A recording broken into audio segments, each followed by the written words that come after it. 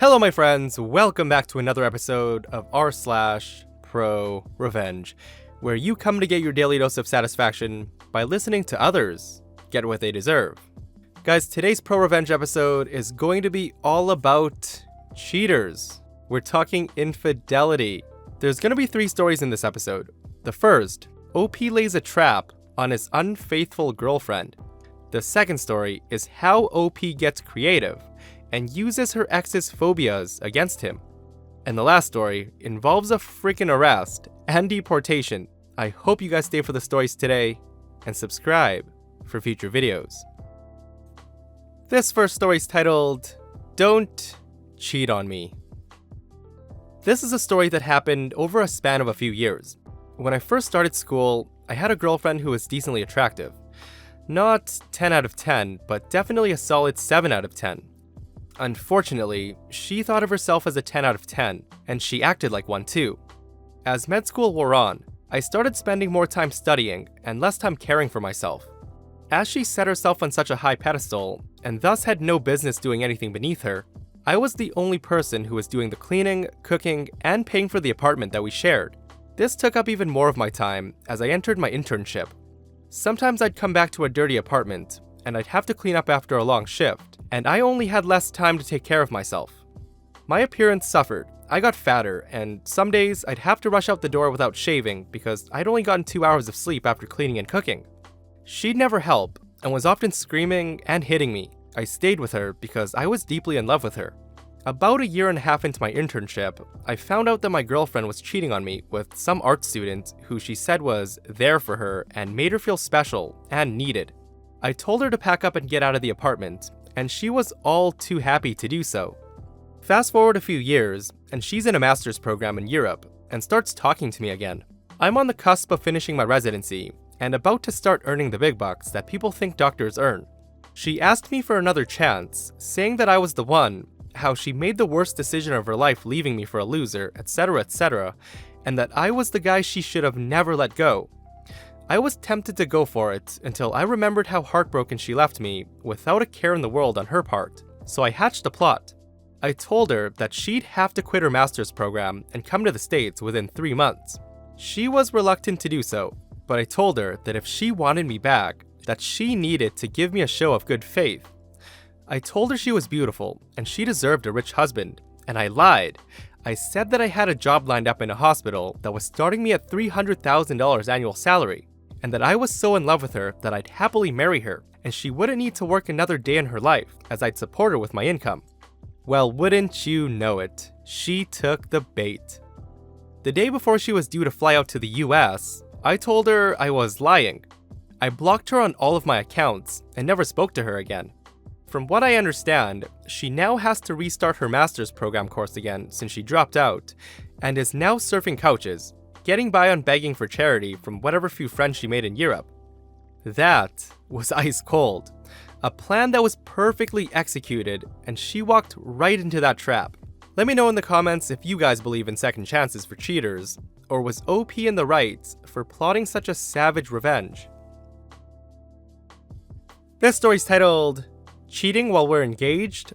I'll Exploit Your Phobias. A while back, I was engaged to a guy who seemed like a good choice. Attractive, funny, good job, and owned a home. I learned he had a bit of a downside though. He was a cheating slimeball. Not just a one-time, one-night stand after too much to drink, but he repeatedly did it with more than one woman. I picked up on a few cues, but eventually had things confirmed beyond a shadow of a doubt.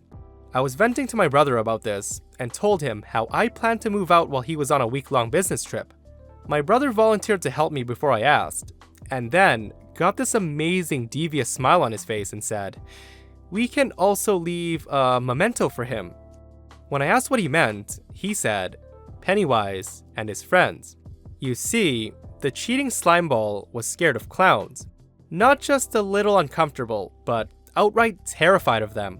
Even as a grown man, a clown on a TV show, a webcomic, or a book would freak him out, and he'd have to change the channel or click away. My brother owns a print shop and is very protective of his little sister.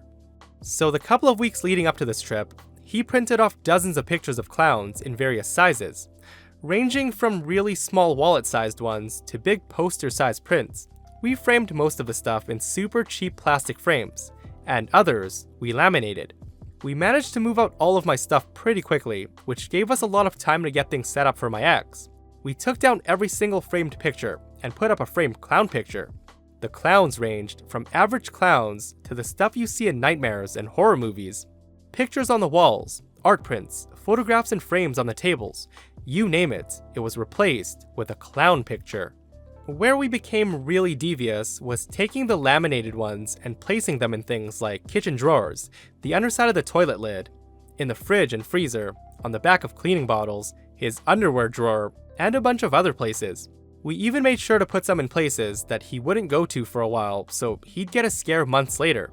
He had one of those attic accesses that you'd have to pull down and a ladder descends.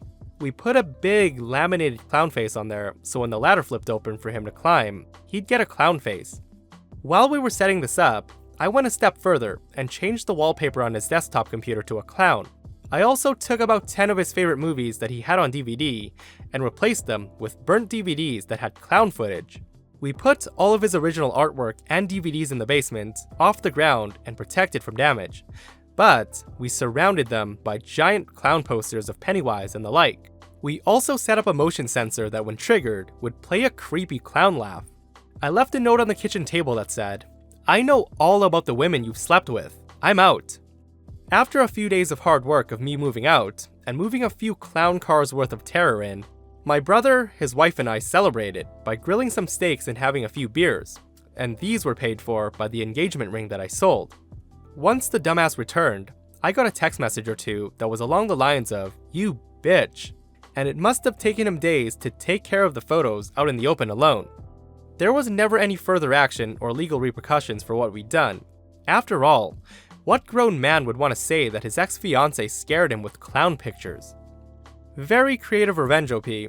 Although, I've heard that if an engagement's broken, and you don't end up marrying the person, you have to return the ring, because legally it's not yours. But I'm also not 100% sure about that. So please correct me if I'm wrong, and I'm often very, very wrong. This last story's titled, "Cheat on Me? You'll get deported, arrested, and never see your child again." My ex-boyfriend and I are native-born citizens of the same country in North America. We got together when I was in post-secondary working towards my degree, and he was taking some time before he started post-secondary to work and save up money. Our relationship was basically perfect from my perspective. We had similar goals and expectations, and we both seemed mature and able to work through any problems we had, and we were both happy to be together and enjoyed each other's personalities. Our relationship hit a bit of a rough patch though when he told me he wanted to study for his degree at a university in Europe. I, of course, was a little bit upset because it meant that we'd have to be apart for 4 years. He was super excited about it, and we determined that we loved each other and no amount of distance could change that. With time, I graduated and got my dream job. I could now afford to rent our shared apartment with just my income, so I didn't have to move when he was no longer there to pay his half. He was having some problems with his student visa for the country, but it was determined that he could get a temporary visa for the first semester while we waited for the other one to be approved. So with that, he left. I remember bawling my eyes out at the airport when I hugged and kissed him goodbye, and I parked outside of the airport to watch his plane take off. We talked on the phone almost every night. As unlucky as it was, about 5 weeks after he left, I found out that I was pregnant. Horrible timing, I know. When I told him I was pregnant, he immediately accused me of cheating on him while he was gone. I thought it was a bit odd, and it seemed really out of the blue. That obviously led to a big fight, and I felt offended and disgusted that he would even consider it a possibility. When he came home for Christmas, he was super happy and loved up with me, saying he was excited. He even proposed to me on the car ride home from his parents' house on Christmas Eve. I was so happy and overjoyed that it felt like everything would work out okay. When he went back to school, it was again stressful to go through the pregnancy without him, but both his parents and mine were incredibly supportive. They helped me get everything I needed for the baby, and even threw me a surprise baby shower. When I gave birth, my ex watched it over Skype from his mom. When he finished final exams, he came home to be with us. he immediately started talking negatively about our daughter, saying things like, "Why is her hair that color? My hair color's brown," and "She has your friend Tom's eyes," and he again accused me of cheating. So I reluctantly agreed to test to calm his suspicions, and wow, could you believe it? She was his. He agreed to pay informal child support while he was overseas. And now, for the fun part. His student visa had still not been approved, so he had to reapply for another temporary visa for the next semester. Since he didn't have a permanent residence in the country, as he was staying in student accommodations, he redirected all of his mail to me, which I would forward to the university in his care packages.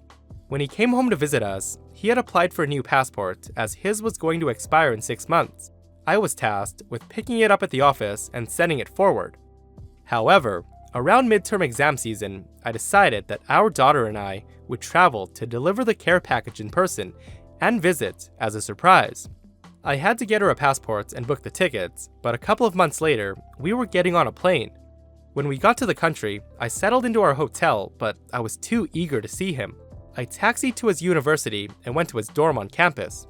I knocked on the door holding our daughter. A woman answered the door. At first, I assumed it was his roommate or something, but I don't remember him mentioning he had one. Denial's a powerful thing, I guess. I asked her where he was, and she said he was inside, and called out to him. I heard, "Who is it, babe?" He walked out to the door, and when he saw me, he froze. He went pale, and his eyes widened. The woman asked, "Honey, who is this?"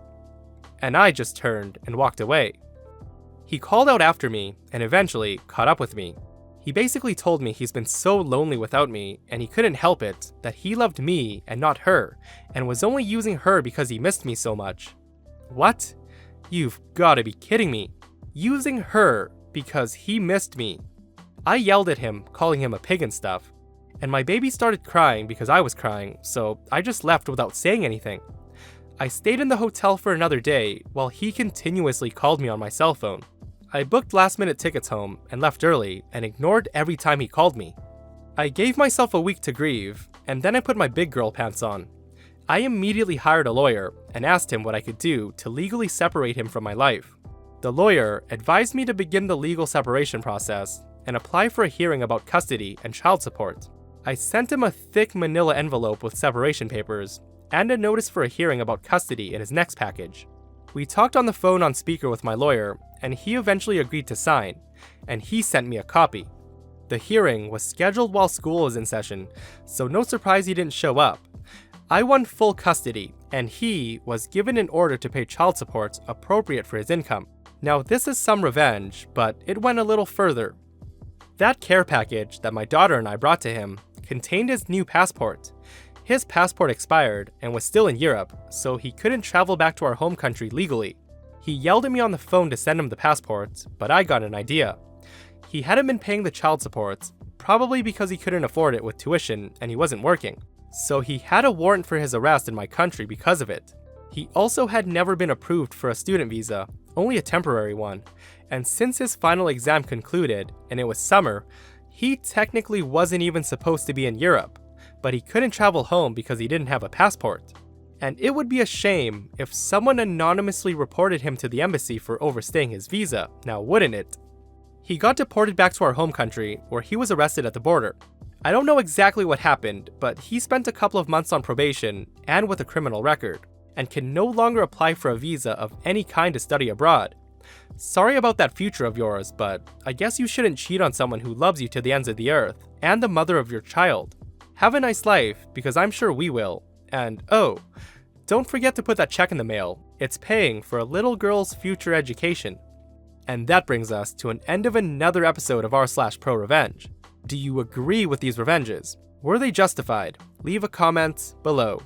If you guys aren't subscribed, please hit that subscribe button and turn on notifications so you don't miss future episodes. And see you guys in the next one.